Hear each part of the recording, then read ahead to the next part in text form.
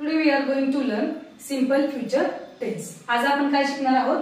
Simple future tense शिकणार आहोत. तर सिंपल फ्युचर टेन्स म्हणजे काय आहे? साधा भविष्यकाळ. सिंपल फ्युचर टेन्स म्हणजे काय म्हणतो आपण? साधा भविष्यकाळ. तर याच्यामध्ये सिंपल फ्युचर टेन्स आहे ओळखायचा कसा किंवा याचे सेंटेन्स कसे असतात किंवा याचे सेंटेन्स बनवायचे कसे, तर ते आज आपण शिकणार आहोत. आता याच्यामध्ये जे आपण वापरतो ते भविष्यकाळ इंडिकेट करतो आपण. जसे की फॉर एक्झाम्पल याच्यामध्ये मी शाळेत जाईल, ओके, किंवा तो लेक्चर अटेंड करेल, ओके, किंवा ती अभ्यास करेल, असे जे वाक्य घेतो आपण म्हणजे भविष्यकाळ दाखवतो आपण त्या वाक्यामध्ये. ती वाक्य आपण सिंपल फ्युचर टेन्स मध्ये घेत असतो. आता याच्या वाक्याच्या शेवटी कसं येतं की इन किंवा ना. या वाक्याच्या शेवटी कसं येतं मराठीमध्ये? इन किंवा ना. म्हणजे याच्या थ्रू आपण काय करतो? फ्युचर इंडिकेट करत असतो.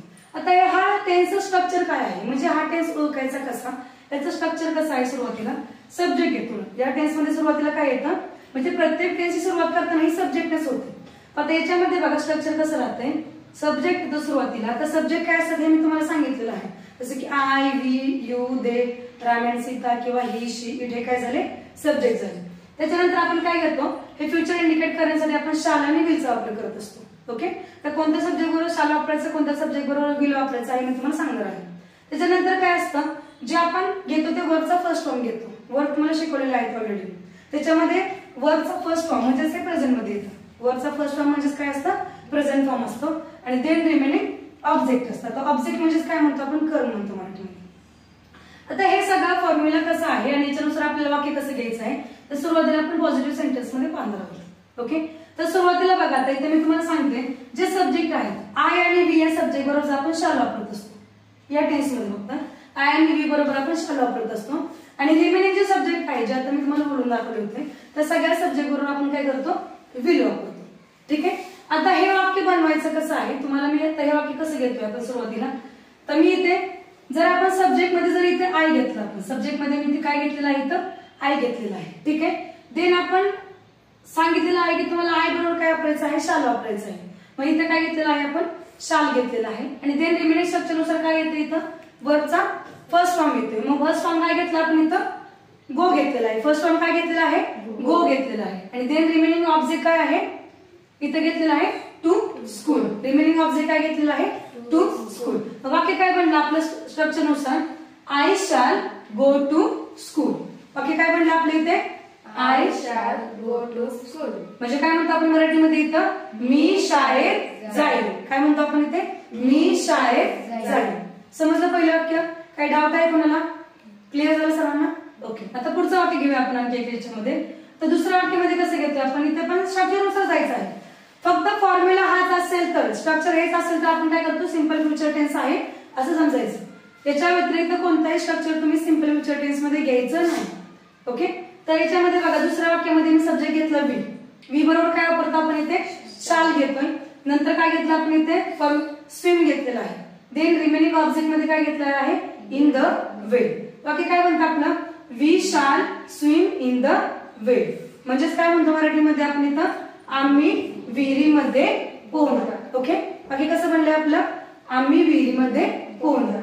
थर्ड सेंटेन्स बघा. तर थर्ड सब्जेक्ट काय घेतलेला आपण इथं? यू. यू बरोबर काय वापरतो आपण? अदर सगळ्या सब्जेक्ट बरोबर आपण विल घ्यायचं आहे. ठीक आहे. मग यू नंतर आपण फॉर्म्युलानुसार काय घेतलेलं आहे? स्ट्रक्चरनुसार विल घेतो. नंतर वर काय घेतलेलं आहे मी इथं? रीच.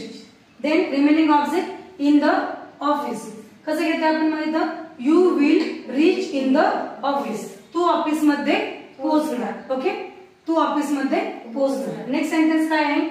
यू विल वर काय घेतलेला आहे आपण? Take. You will take a mobile. Okay, मग कसं घेतो आपण इथं? तुम्ही मोबाईल घेणार. तुम्ही मोबाईल घेणार. नेक्स्ट काय आहे? दे. आता इथं वर काय घेतलेलं आहे? मी ब्रेक घेतलेला आहे. सब्जेक्ट काय घेतला इथं? दे. हे स्ट्रक्चरनुसार आपण कव्हर करतोय. ओके, ऑलरेडी केलेलं आहे तुमचं आणखी एकदा व्यवस्थित जे लक्षात येईल पुन्हा घेतल्यानंतर. They will break a glass. म्हणजे ते ग्लास तोडणार. काय म्हणतो आपण इथे? ते ग्लास तोडणार. पुढे Ram and Sita will play cricket. मराठीमध्ये कसं व्हायचा अर्थ? राम आणि सीता क्रिकेट खेळणार. नेक्स्ट वन आहे ही ग्रुपचे काही सब्जेक्ट घेतोय आपण इथे. ही विल गिव्ह अँड एक्झाम. तो पेपर देणार. काय म्हणतो आपण इथे? तो पेपर देणार. त्याच्यानंतर जर आपण एक्स्ट्रा एक्झाम्पल किंवा Ram will watch movie, Ram movie पाहणार. म्हणजे असे काही एक्झाम्पल आहेत ते आपण काय केलेलं आहे पॉझिटिव्ह सेंटेन्स मध्ये कव्हर केलेलं आहे. तर माझ्यानंतर एकदा रिपीट करायचं आहे तुम्ही. Okay. I shall go to school, I shall go to school. मी शाळेत जाईन. मी शाळेत जाईन. We shall swim in the well, We shall swim in the well. आम्ही विहिरीमध्ये पोहणार. आम्ही विहिरीमध्ये पोहणार. You will reach in the office, You will reach in the office. तू ऑफिसमध्ये पोहोचणार. तू ऑफिसमध्ये पोहोचणार. You will take a mobile, You will take a mobile. तुम्ही मोबाईल घेणार. तुम्ही मोबाईल घेणार. They will break a glass, They will break a glass. ते ग्लास तोडणार. ते ग्लास तोडणार. Ram and Sita will play cricket, Ram and Sita will play cricket. Ram आणि Sita cricket खेळणार. राम आणि सीता क्रिकेट खेळणार.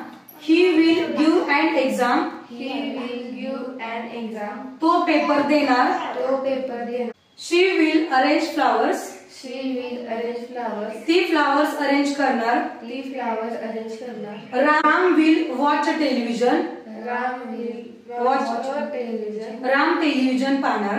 राम टेलिव्हिजन पाहणार. किंवा पुन्हा घेते. Ram will watch movie, Ram will watch movie, Ram will watch movie. Ram movie पाहणार. राम मूवी पाहणार. आणखी एक्स्ट्रा सेंटेन्स घेऊन प्रॅक्टिस करायची आहे. ओके. म्हणजे अशा प्रकारे तुम्ही आणखी वेगवेगळे सेंटेन्स किंवा वेगवेगळे वर्क घेऊन तुम्ही प्रॉपर याची प्रॅक्टिस घरी करायची आहे. आणि नोटबुक मध्ये सेंटेन्स तुम्हाला आता लिहायचे आहे. ओके. समजला? कोणाला काय डाऊट आहे याच्यामध्ये? क्लिअर झालं सर्वांना? ओके. चलो.